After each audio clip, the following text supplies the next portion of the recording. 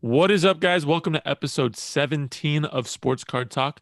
We have Coleman cards in the house once again. We got Shaya Steeler cards in the house once again. Gentlemen, how are we feeling this beautiful Sunday morning? Doing great, Sasha. Thanks for having me. Chilling. Super Bowl Sunday. Go Chiefs. Yep. All right. So, unfortunately, Shaya wasn't able to make it out to Dallas, but Coleman cards and I were able to make it out to Dallas. And I thought it'd be fun to start off this episode of just kind of sharing our experiences, what we saw, what we liked, what we didn't like. Um, about the Dallas show. What did we see market wise? So Coleman, just for you, like how was your experience at the show, um, in general from a card aspect, but just also just from how did you enjoy the show personally? Yeah. Well, I had a great time. I mean, it's a vacation for me, but it's also a business trip, so it's the best of both worlds because it's like Disneyland for card collectors and so I had a great time. It was interesting because Thursday night was dealer night, and last dealer night was it was a little busy, but it wasn't anything crazy. And then we got there at like 7 o'clock to dealer night, and it was like just packed and like Yeah. deals going down everywhere. And like I talked to a couple of dudes that were like, yeah, we've been here since 2 p.m. And like it was just madness. And so it was making me think that the show was just going to be so huge, which it was. But then the next day, for me personally, it was a little bit slower as far as like making deals happen and stuff. I made a couple of good deals and everything, but it felt like it all of a sudden was softer on Friday, and it made me get this feeling of like August, of like when prices were really high and people just weren't buying, which then kind of caused like the downward trend.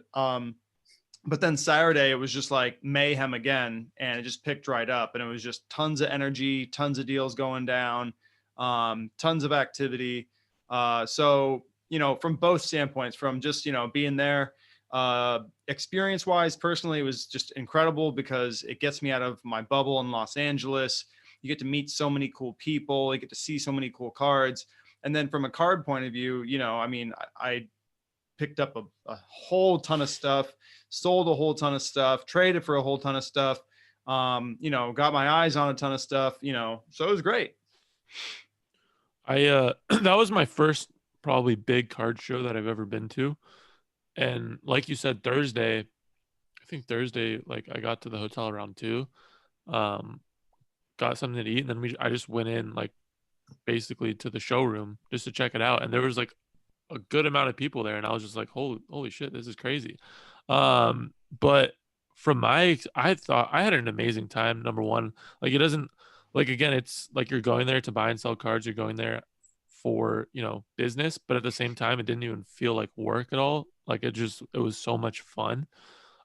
You get to see people that you interact with online basically essentially every day, but you actually get to see those people in person, and you get to do deals with them, right? My whole goal going there was to just pick up um, really big cards that I could put a lot of equity into, and I was excited that I was able to make that happen. But I do think that like at the same time, like if you're not there at certain times, those cards like go away. Like Thursday night, there was big deals that went down at dealer night. Friday morning, there was big deals that went down. You know what I mean? And I just think that with the more demand that's coming into the industry, there's going to be more competition at these shows as well. But overall, it was such a fun time, and I can't wait for March again, to go back and just do it all over again. How much sleep did you get? I didn't. I got 3 hours of sleep on basically Thursday night, Friday morning, and then I got 2 and 2. Although it was exhausting, did you feel like even though you weren't getting sleep, it wasn't really phasing you because you were just running off of so much adrenaline and stuff? I was solid until like Saturday early morning, or no, Sunday early morning. For sure. Oh, Then I that was dude. like, oh my God. Like it was like 3, 4 a.m. and I was like, I have to get up and like, or I had to be at the show. And because I usually get at the show like 7 or 8. And I was just like, oh my God. So I got 2 hours of sleep. I woke up and then I was just like, I was gassed. I Yep. just wanted to go home. Um, but Yeah, I mean, I wouldn't recommend like the only reason I could have done that is because like I really liked what I was like I wanted to pick up big cards. Like I enjoyed it. But at the same time, I think that there also is a if you go in there with like a game plan of like, okay, like maybe I'm gonna get some food in at this time because then I'll be re-energized and then I can get like, a shut eye from this time. Like I think there's a if somebody can get a good routine, like that would be a good play for them going to It's the like show. preparing for a game almost, man. It literally is like it is because like you have competition all around you that people that are trying to do the same thing, and you want to be on top. So like, how are you going to be successful, and how are you going to be one step ahead of your competition, other dealers, other flippers, other collectors, other investors? So I don't know. I didn't Yeah. really go in there. I went in there knowing that I probably wasn't getting a lot of sleep, and I thought the trade nights were actually really really really fun. And I think the trade nights are actually places where you can build the most connections. Um, yeah. What about you, Shia? Did you get a lot of sleep? Oh, I got tons of sleep here back in LA. It was wonderful. I got lots of rest, unlike SashaT. Shaya had no competition in LA. He was just roaming the streets. He was the king of LA, just kicking it. Um, Coleman, you're gonna be back in March. 100%. I already got everything booked. Shaya, what's the word, dude? I don't Ain't, know. ain't gonna Not happen. looking likely. Um, well, the good thing is we do have what 3 or 4 shows in Southern California happening this February, which I'm really excited about. I mean, this like is it Coleman? Is it insane to you like how we're seeing like basically a show a weekend like in the card market currently? Like in 2018, would you have believed that the market would be what it is today? Well, no, on every level, but yeah, so we got 3 shows coming up here locally in Los Angeles. The 13th, the 20th, and the 27th, just smaller shows. And we were kind of lucky to have 1 show a month and to have 3 in 3 weeks. And if you want to count Dallas, 4 in a month basically. It's amazing, man. But it just shows that there is a real demand for shows. People want to be at shows to set up, to do deals. People want to go to shows.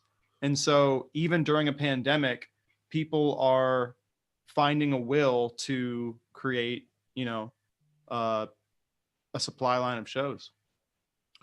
Coleman, when you were a kid, um how many like I don't know, like when you were in a kid, maybe you were 10, 12, 13, what was like the peak amount of like shows there was in your area? Because I know you grew up in Arizona, but like was there a lot of shows So then?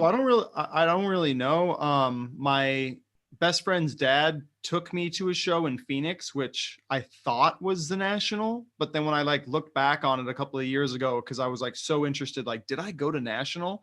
It wasn't actually a National. It was just a massive sports collectibles show in Phoenix at the Civic Center.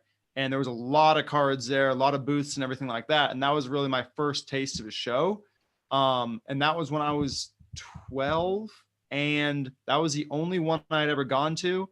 Then my next after that was when I was 19. I made my mom fly me from Arizona to Anaheim to go to the National in Anaheim in 2007 so that I could sell a couple of big cards that I had bought. I mean, not bought, that I had pulled actually. I'd pulled some monsters that I went and sold. So anyway, I didn't really have a lot of experience when I was, younger or even your gentleman's age, going to shows.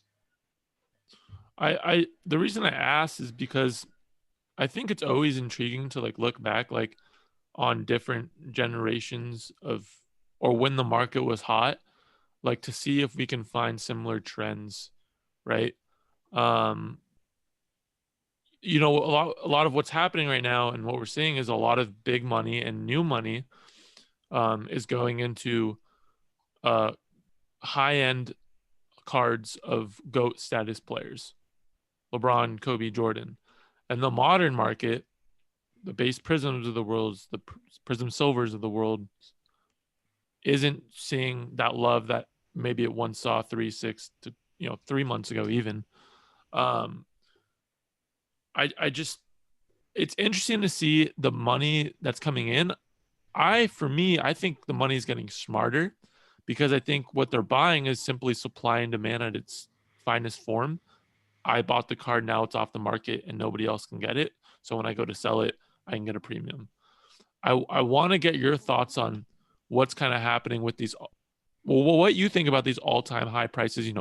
Uh, Michael Jordan's Flair rookie PSA 10, LeBron Topps Chrome refractors, Kobe refractors, exquisite stuff. How are you guys kind of feeling about those prices hitting these all-time highs and continuing to see tons of demand? And also, how do you guys feel about the modern market right now with the Prism base and Prism Silver PSA 10 stuff? Go for it, Shaya. I've been thinking about this market for a while, and being in the card game for several years now, I have never seen anything like what's going on right now. For the past 4 years, I've never seen it. It's so crazy what's happening. Initially, I thought what was happening with these goats was ridiculous. I was going after a LeBron James refractor around 45, 50K, thinking it'd be a 65, 70K card. That card is now 100 to 120K. So there has been a massive explosion of these goats. I personally think that there is some form of manipulation going on. I think a prime example of this is the Mike Trouts. The Mike Trout update. There were 4K one day. Then there were 3 comps that were like 10K, 8K, and like 7K. And now they're at 7K. And people are I've seen so many people try selling them, posting them on Facebook, Telegram, Instagram, and I don't see anyone buying them. So obviously this isn't the case for LeBron's because they're bigger and they're in higher demand because there's less of them.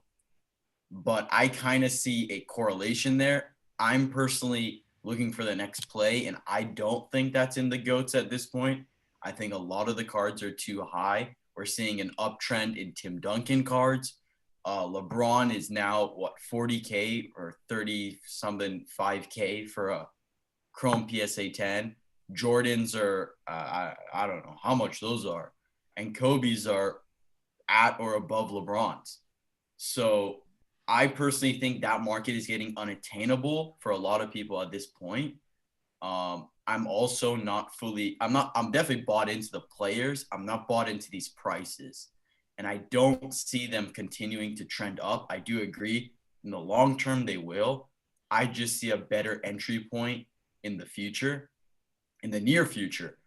And regarding the modern market, I think the modern market will make a rebound.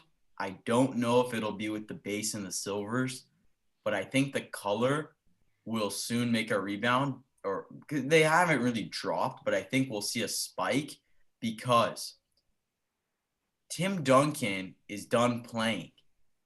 Everybody knows what he's done and what he's done on the court. There's nothing new going on. People want to see what's the new thing. What did Jason Tatum just do on Friday night to LeBron? What is the game winner Luka hit to send him to the playoffs or whatever it may be?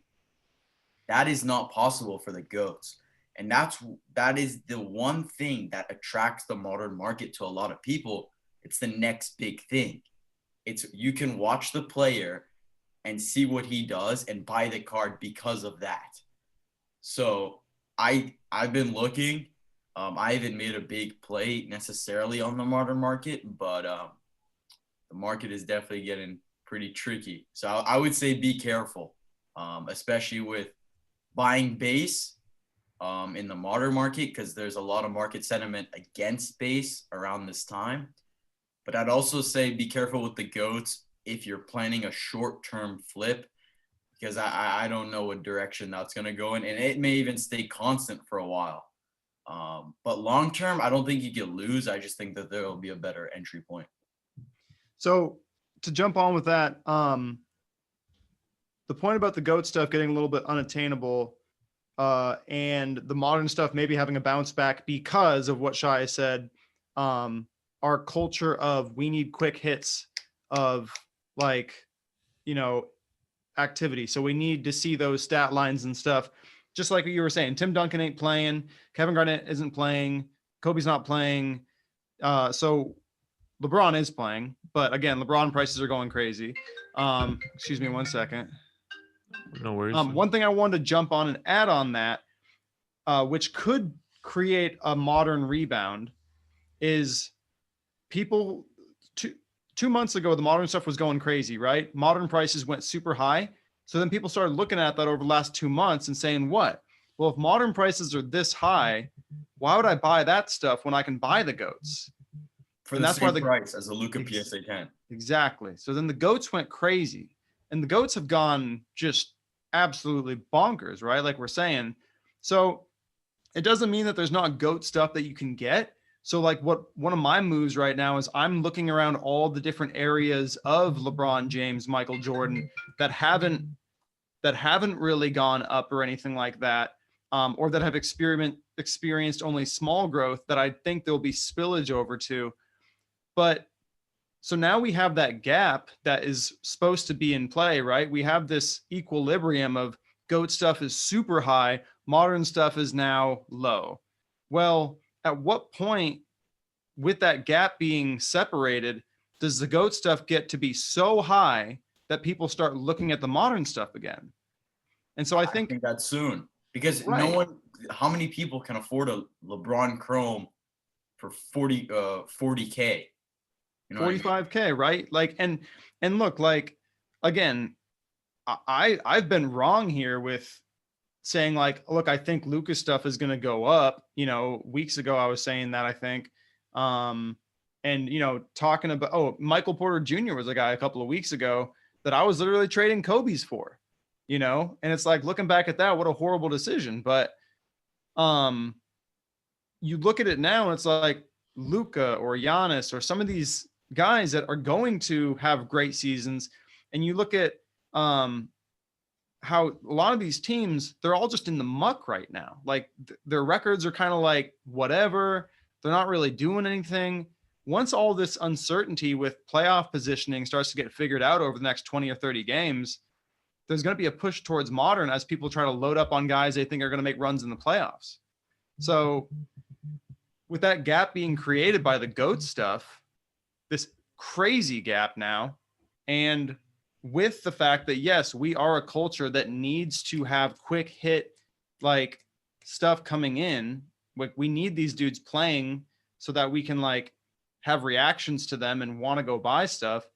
I think the market kind of got an equilibrium to it with the GOAT stuff going up. But now the question is going to be, what's the point where GOAT stuff is too expensive? Modern stuff is not too cheap, but the gap is like, it makes it so it's a more viable play for the modern stuff. Because again, like there's 15,000 in the pop for Luka Prism 10. What is that card really worth? Well, it's worth what, 1,300 right now? Well, LeBron James, there's over 2,000 in the pop, but clearly completely different pops. But that's a $45,000 card. So at what point do you say, well, I'm not dropping 45K, but I'll go buy a Luka for 1,300 and have some fun watching him, play. So yeah, I think that's kind of where we're at right now. It's a lot of knowledge in those two's responses. I don't know how to kind of. I think that when we talked about this before, base and color go hand in hand, and like everything works together, right? I think that's gonna change, honestly. No. Let me finish. Base and color. I don't know. You think color's gonna keep going up? That's what you're saying. You think colors? I think the correlation is gonna break. I think I'm getting there. I think that we talked about this a couple of months ago when we were saying that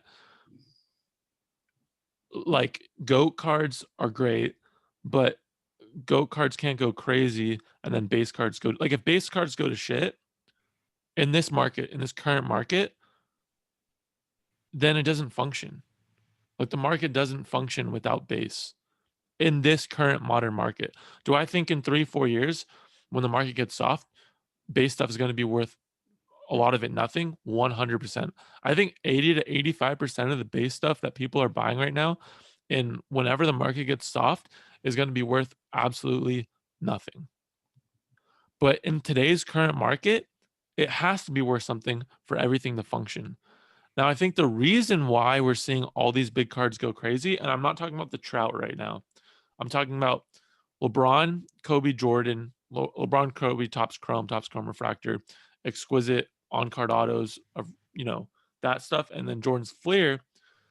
I think that stuff is going crazy because there's a lot of big new money coming in, and I'm seeing it firsthand. And they can go buy up at scale these cards, and then it's just supply and demand. They have the card, everybody else doesn't, and as more people come in, they're going to keep wanting the card, and it's just simple supply and demand in my head. And also these fractional ownership companies are buying up these big cards. I saw 2 of the fractional ownership companies that were at the Dallas show, Coleman. They were there. I forgot which Collectibles was there, and I forgot the other one that was there. And all they were looking at was finding people with these big cards and trying to buy them. That's all they were doing. And they were paying premium prices. It wasn't like they were paying 80, 85%, even 90. They're paying full market value for these cards. Because what are they going to do?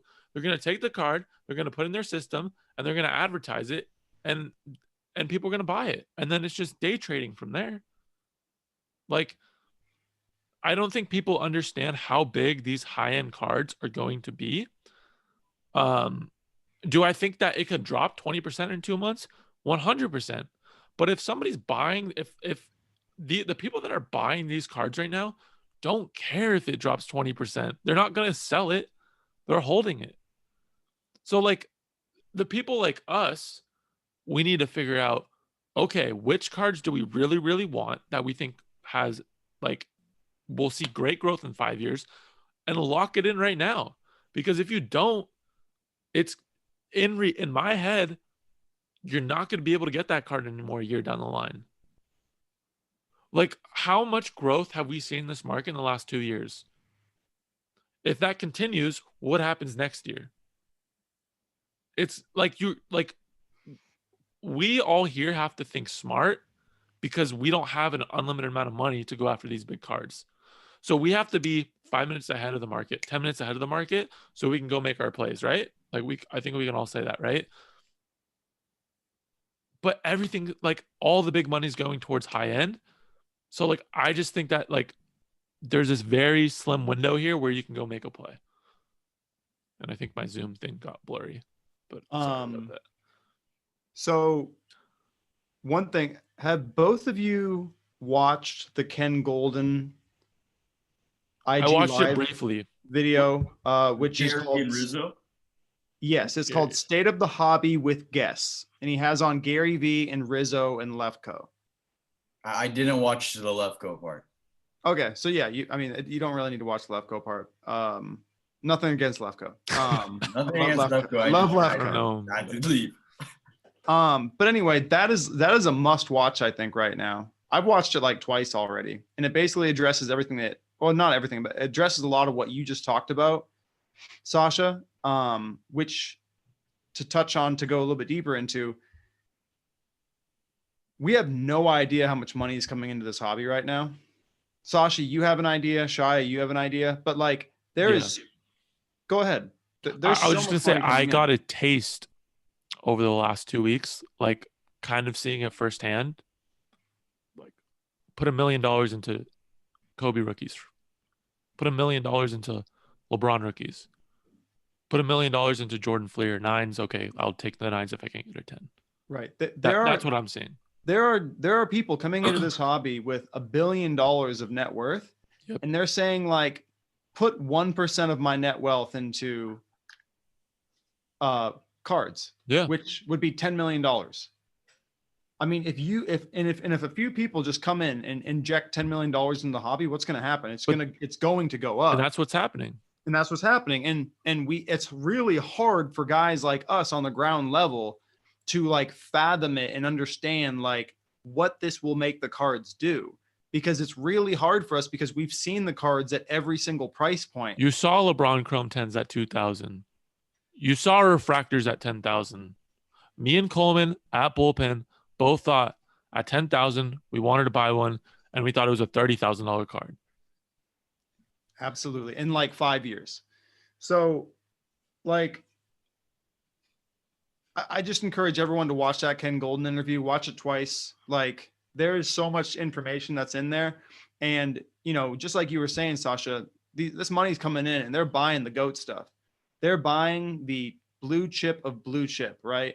And, you know, if to kind of go all over the place, to touch on like the Trout stuff, like those updates, there's manipulation rampant, like all over the hobby. And a way to look out for it is anything that's in super high population can be manipulated. Because if you and some people are able to, and you have like a bunch of money and you're able to just grab a whole bunch of cards from the population, you can then start buying each other's cards and creating fake comps and make it go up and try to manipulate the market. That's one way to do it. You can also do it by cornering the market. But one way is with these iconic GOAT high population cards. So LeBron Topps Chrome, it could be, it could. I don't think it is, but it could be. Shaya completely disagrees. I just think Shaya, like there are people that are coming in that want that card because they want a LeBron James Topps Chrome rookie PSA 10, and everybody that's in their ear is saying buy that card. And there's so much money coming in that want that card. And although there's 2,000 of them, if there's manipulation or not, it doesn't really matter because now that's the price. So Yeah. And if it's, go ahead. I'm sure it has been manipulated, but at the end of the day, people are coming in and saying it's $15,000. That's his most sought after true rookie card, non-auto, anything like that. The Topps Chrome, 15 grand. Cool. Buy 10 of them. And there's multiple people doing that because they think that these cards are too cheap. So the price is, getting driven up exponentially. Could it be manipulation? Yes. I'm not ruling it out. I'm just saying that for like things like the LeBron Topps Chrome, again, I don't know if it's going to last to 45. I don't know if it's going to go up, down, sideways, whatever. I just think there are people that are actually buying that. With the Trout update, that looks pretty manipulated for sure. I want to say this, and I agree with you on the Trout, but I want to say, because I know there's a lot of people with LeBron Chrome 10s, there's a difference between manipulation and fake comps.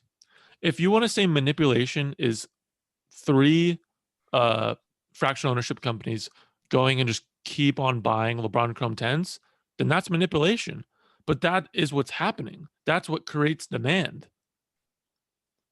Right. So, and these companies are going in and they're saying, hey, look, we own a ton of them. If we just keep buying them at high prices, our cost basis just keeps going down and our value keeps going up. Yeah.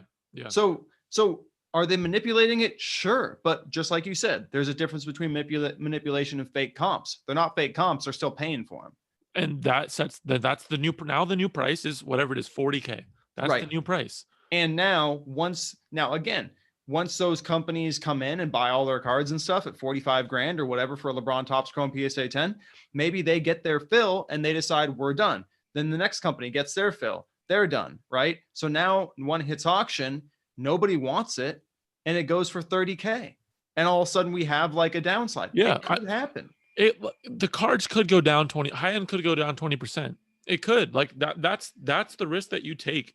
Like it's with any market, there's a risk. Like like not everything just goes up like this forever.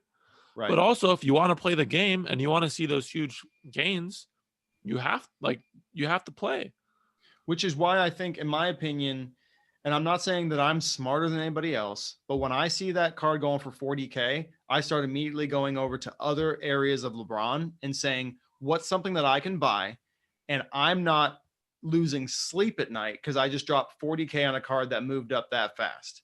You know, like what are other things that I can buy that like, I know it hasn't been manipulated. It hasn't gone up crazy, but the spillage from that Topps Chrome is going to spill over to that. And people are going to go to that because they feel safer just like me. And I'm getting ahead of that tidal wave. It makes perfect sense. And I think that there's only so many people who can do that because of the knowledge. Whereas like you were able to make the plays because you know what to look for. I think that the more and more people are buying these cards, it's also becoming cool. Like it's cool to have these cards. Like like let 5 extremely wealthy people have some sick ass Michael Jordan cards or LeBron exquisites or Kobe exquisites or refractors. Then what's gonna happen? Their friend's gonna be like, "Oh shit, like I want that card." Right? And then I want that card. And then it's just a game from there. Like How when we many talk people have about you? no, I no, was gonna say, go how many ahead. people have you brought into the hobby? How many people have you brought into the hobby just by showing them, hey, look at this card I bought for $100. Now it's worth 500. Hey, look at this, LeBron James. Hey, look at this, Kobe Bryant. And then all of a sudden, people that weren't even collecting that are like, hey, like, looks like you're doing pretty good there. Can I put some money in too? Then all of a sudden, they're in it. What about just like you're saying, when these rich guys start showing off all their trophies to their rich friends, and they're like, wait a minute, you bought it for how much? And it's worth Yeah. what now? And that's it. And basically, I can clean money over here into this. Are Mhm. you? And it's something cool because like I've always been a huge Michael Jordan fan or Kobe Bryant fan, and it's just this tangible little asset. This is so cool. It's just like what you're saying, man. It's like, and again, what's going to be the top? We don't know, but I don't think it's done. Yeah, and when we go back to modern, yes, like guys like us that don't, need to be smart. Modern could be cheap right now, right? And you can make plays there, and then it can go up 30%. I'm just saying, like, if there's a certain card of high end that you really want or you really like, make like go after it now. Don't wait. That's what I'm saying. Because yes, like if it goes down 20% after you buy it, cool. But watch what happens over the next year with that card. That's what I'm saying. Um, but I mean, I get them. They were all in good positions because we got cards, before the market went crazy. So, like, Well, and that's the thing too, is like we've all been in the market for years now. So and so like we're not special. We just had our money in it. And it went, it's like we're just lucky. Like that's the only way to like I don't care what anybody says. That's all it is. We're lucky. And it's unfortunate that there's a lot of people that are just lucky and they're going around talking like there's some sort of fucking prophet or genius or something like that. yeah, yeah. I mean, and that's one of the things why I wanted to have this like show is because we give it from a perspective of like we're just normal people because we are, and we just played the game. Like that's it. Like we weren't smarter than anybody else. It was just we did research and we found what we liked and we understood the card market and we made plays at its simplest form. We didn't have any high tech or analytical things. Like we just studied the market. Like that's it. We went to card shows. We bought stuff on eBay. We sent stuff to Yeah. PSA. We got them back. We sold them. Like it's it was just business. Right. Like if my 13-year-old nephew beats me in Call of Duty, I'm not going to call him a prodigy. I'm going to say, well, you've been doing it for a bunch of time. I've never played the game. Yep. Yeah. I mean, again, at the end of the day, no matter what, I'm just excited about what is to come with the card market because I'm seeing some fascinating things. Um, and I just can't wait to enjoy this ride and stay focused and kind of make plays like because a card show every week to me just sounds amazing. Like that's fun. Like and to think about the amount of money that can be made just at those shows is just like I'm excited. Like I can't wait till it's Friday night and I'm comping all my cards for Saturday morning. You know what I mean? I can't wait till it's oh, Dallas show's like 3 days away. Like I just can't wait for all that stuff. Um and it's just and the amazing thing is and that cards are becoming cool where it's like you're random people that you maybe used to know would hit you up and be like, hey, like what's going on here, what's going on there, and half of them you have to be like, fuck off, like I haven't talked to you for like 3 years, like don't come at me. But at the same time, like it's cool like when people are like reaching out and people are kind of grasping what's happening in this market. Absolutely. It's incredible what's happening. Like we're at the forefront of like a really, really cool thing. And we were all lucky enough to have passion and desire to already do this. And, you know, Ken Golden says he's been doing the same thing for 40 years and all of a sudden he's rich and famous now because of it. It's like it was the same thing, you know. It's just now it's cool. Yeah. You know? Yeah. Shaya, how you feeling, man? How are you feeling down there, Shaya? Shaya, do you tell girls that you collect cards? I go all boys school. Oh man. That's brutal. Insult to injury. But how you feeling down there, Shaya? You soaking it in, or what's the word? What do you think? You're scheming. You're scheming down there, Shaya. I'm waiting. I had my card. That card is unattainable at this point. I'm just waiting for the next opportunity at this point. So yeah. Do you still have your Topps Chrome PSA 10s? Sold it. 25, something like that. What sort of advice would you give, Shaya, to somebody that is in your situation right now, that like was going after grails, market just shifted beneath you, and now you're at this fuck, and you're just like, what do I do? Like, are you in your mind, are you just like, all right, let me play this PSA grading game, this 5 to 10 day game, build up some capital, then make my run? Like, what are you thinking? What's going through your head right now? I would say the first thing is don't become discouraged. I would say one major thing, I think we all have this in common, I know a lot of people have this in common, is even though the market shot up so much, we have all built up our collection, business, whatever you want to call it, brick by brick, slowly, by one flip at a time. I talked with some people yesterday and about the whole refractor situation. And at the end of the day, I've been building this business brick by brick slowly over the course of 3-4 years. And there was never one card that went up 50 to 120K. No, never, not once. So that could sometimes be a lesson in a way, because it's better to be steady, have steady growth than to be fluctuating up and down. So I would just say, be safe, make plays, understand why things are going up. I'm personally in the place where I'm not really making the play. I'm rather looking for it. I'm looking for what is the card I need to make a play for.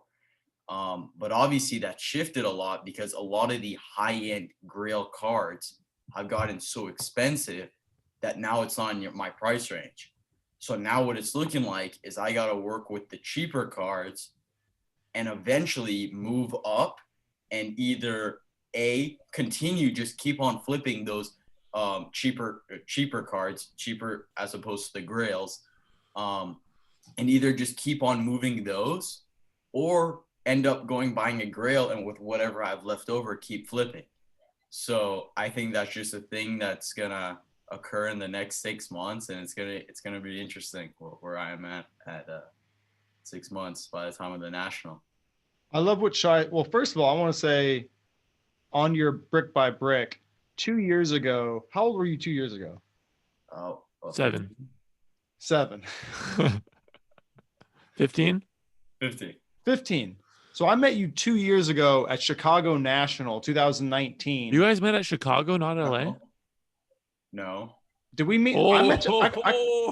Didn't I meet you in Chicago at the National? No, we were at Bullpen. Oh man, Coleman. And then you came up to my booth in Chicago? No, we were talking before that. And then we went to the trade nights and then we went to Chicago. Where's the popcorn? Okay. I could have sworn we met in Chicago at the National. And you came up to my booth. Walk up to your booth and stand next to you for 4 days. Okay, got it. All right. Well, I guess that's when Coleman I started. Coleman was like, "Who is this guy sitting next?" Why is I guess I'm such a big shot. That's just when all of a sudden you became on my radar. Oh, I'm kidding. I'm kidding. My bad. Hey, my bad. Well, anyway, 2 years ago, Chicago National, summer of 2019.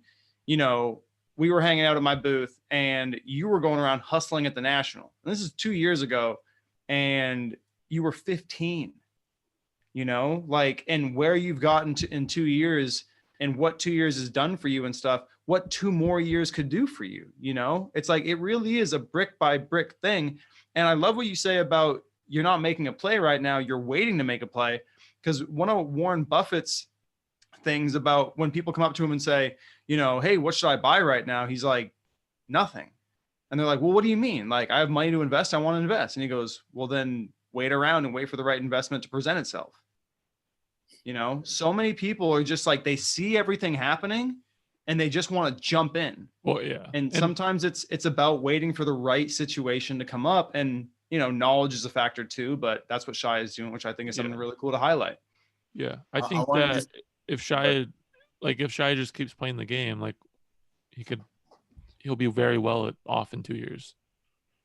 It's much, I've always thought about this. It's kind of like a train. A train has to slowly build up speed so that it maintains its maximum speed all the way throughout the trip or whatever it is. And it's much like in that for a period of time, you're just learning. And there comes a point you're still learning, but that learning kind of diminishes because there's so much to take in about this market. There's so many different facets of it. There's the grading aspect. There's the fluctuations. Then there's the connections aspect where you need to have the people to talk with. And the growth, don't think about just the numbers. Like, okay, in 2 years, I've grown this much. Because of the knowledge that you've gained within those 2 years will lead to so much bigger things within the next 2. And that may not even be in the card market. You may use your card market knowledge outside of it. You may go into crypto, stocks, or build your own other business. A lot of the principles in the card market is very similar to other markets in creating businesses and whatever it may be. What's a way to learn some of those principles? I would say trial and error. I would say immersing yourself into the card market and building up, just like I did. Yeah. I wasn't gifted in any startup. I didn't take a loan. I didn't borrow any money. Oh, do people take loans? No, I don't know. That would be insane. A relative, I don't know. But I just collected as a kid. I had the cards in my under my bed or in my closet. I started with that during my freshman year. Sold, moved those cards slowly but surely, and then just started making bigger and bigger moves. I remember my first big move was a Marvin Bagley cracked dice contenders auto, graded it 9.5 and then sold it. And just that repetition and making those bigger and bigger plays. And you could see at the beginning at freshman year or whatever, I thought $1,000 was so much. What does $1,000 get you now in the card market? It's pretty limited these days. A Bagley cracked dice 9.5. Exactly.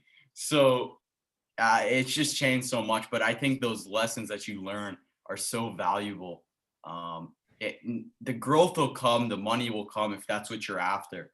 But those lessons and even the connections you make will lead outside of the card market. It's not just to make deals.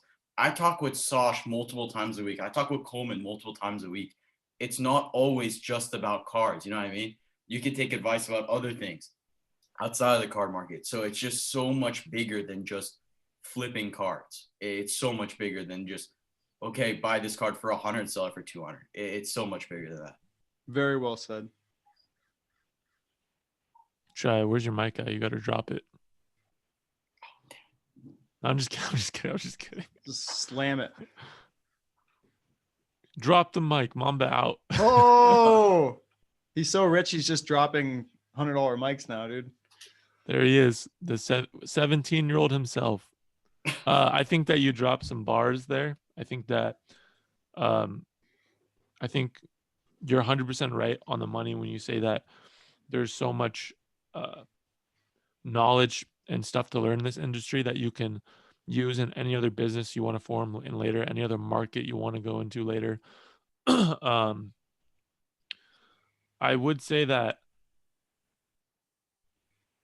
I think that if you stayed the course that you're in the next 2 years, you're like you will be uh you'll be having some banger cards in 2 years. Um, Excited. but that's why I always mess with them. I'm like, what was it? What did I say? I was like, uh, or like I guess it's like the group chat as a whole. They're like trying to get you to like make plays and shit. But I respect his mindset right now, and I think that I'm excited to see this next year of what sneaky schemes Shaya whips up and makes plays on. Maybe He's gonna Shia will buy drop out some. of he's gonna drop out of Princeton and do sports cards full time. Maybe Shia goes and snags a LeBron Chrome 10 when the market goes to like 5,000 for like $5,000, and then it shoots up to 50, and we all would just didn't see it except for Shia. You It's think coming. The play it's is coming? coming. It's coming. Just gotta wait and see. Like I a love it. train. I love it. Okay, so I think we're all I mean, I guess we're similar and different of what we think about the high end. I mean, we're all pretty close, but again, I think one thing also I was talking to somebody about was this. We might be so in it in the game where uh like it's tough to for this is what somebody was telling me. It's like you might be so in the game where maybe it's tough to see what's happening from the outside coming in. That's why I always like talking to like people that are from the outside so I can stay like not like I stay like fresh, I guess, because I don't want to lose like that viewpoint. Um, but it's gonna be interesting to see like what happens if we watch back this video in like 2 years. What do you guys like? What will the card market be? You know what I mean? What will LeBron Chrome PSA 10s be? 50K, 100K, $10, 2,000. You know what I mean? Like that's all things that just like go through my head um and I just think about, I guess. I mean, 3 weeks ago, we were talking about LeBron Topps Chrome PSA 10 at 23, 24K. And what happens if it goes to 30? And I was like, well, if it goes to 30, like that's probably where people are gonna like decide to completely sell off at, and it's just gonna go back down probably. It's like, and that was 3 weeks ago. Like, Yeah. you And, know, and and I think that one of the important things, especially with what happened with Shia, where like the market just went up under him. Like me and Coleman also like had a play that we could have made before Dallas. And if we did that, we would have been in a good spot right now. But we both decided, hey, look, like we don't think it's the best we don't think it's the best play for the current timing because we were going to Dallas. And we didn't make it. I mean, could have we made a good amount of money off of that? Yes, but we didn't. But we're not like thinking about it like 24/7. Like we've done so many other deals after that. We're not even thinking about it. But like it's just the game we're in. You're going to lose. Like you're going to have situations where you're like, "Oh, I should have done this or I should have done that."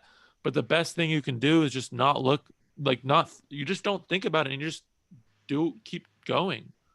Like that's it's the like best way I can explain it. it's like what when we talked this week about last week about how we could have made that play, we probably would have doubled up, like a six-figure double up basically. And we just look back at that and we talked about it for a second. And what I said was, bro, the important thing is we were right. That's the important thing, is Yeah. that we had something that was speaking to us inside to say to do it, even though there was a lot of noise around us as far as what the market was saying and everything and what people were saying, which said, don't do it. But our gut was saying to do it. Do it. And that right there is the thing when you have a regret because you didn't make a play or something like that, or you lost in a certain way. If like to find the silver lining that you can take from that and learn from it and go forward, it's really, really important, man. It's really important. I've lost out on a lot of cards that I just I wasn't in the right position, or it was a little bit too big for me to chew. And, I have regrets that I wasn't able to consummate those deals and make them happen. But what keeps me going is knowing that I was right, and that I do have a level of proficiency in doing this to where I can have the confidence to continue doing it, so that I do get to those wins that will make up for all the losses, make up for the losses. And the biggest thing is that you don't just look at that and be like, oh, I wish I would have done it, and then just don't do anything. Like right after, like right when we decided, you know what, we're not going to do it. What do we do the next day? We made 50 other plays, whatever, you know what I mean? So at the end of the day, we're just playing the game and hopefully we come out on top. But I think this was a fantastic episode. Thank you guys for everybody watching on YouTube. Thank you guys so much. There's been a lot of great support for the channel over the last couple days and weeks. So thank you guys so much for all the support, and make sure you smash that like button. Like this video, of course, and comment below what you thought, what you agreed and disagreed with. And then if you're listening on Spotify, make sure you follow us on there. And thank you guys. Thank you, gentlemen, once again for coming on. And I can't wait to for the next pod to bash it up some more. Peace out, brothers. Go Bucks.